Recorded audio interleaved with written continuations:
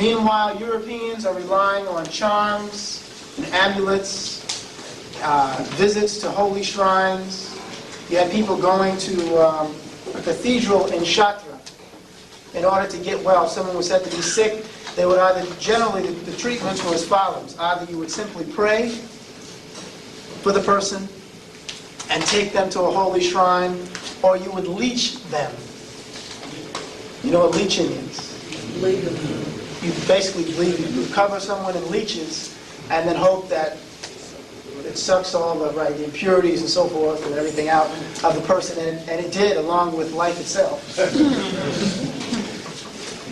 The Moors also were using monkey skeletons imported from Africa when cadavers weren't available.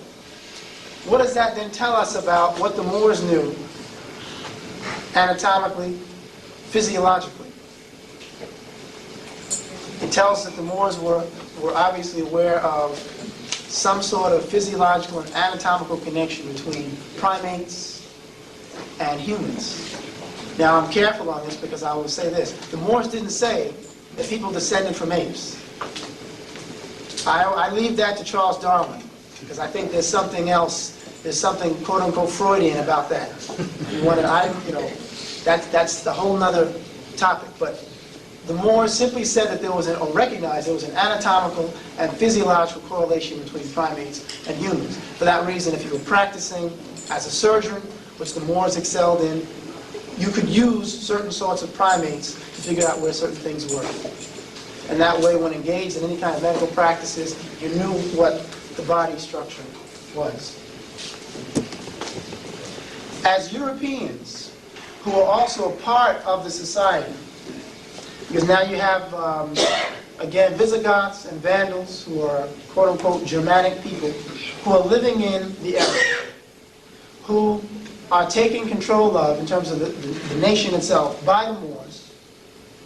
But what happens is, these people begin to recognize the impact of these Moors on developing their own civilization, and they begin to consider the Moors as almost, in many cases, supernatural or superhuman in terms of their understanding of certain science and their understanding of the natural world.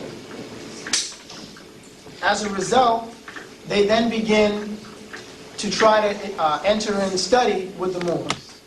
The Moors do not establish a system where they exclude anyone from the madrasas. The madrasas are the schools. Schools are open to all. They don't care if you're Muslim, Christian, or indifferent. The school's open to everyone, and as a result, the quote-unquote Spaniards, and they become Spaniards later, because obviously at this point there is no Spain, but the people who become the Spaniards end up studying Moorish philosophy, Moorish sciences, and making use of this, ultimately, for their own social and political aggrandizement later.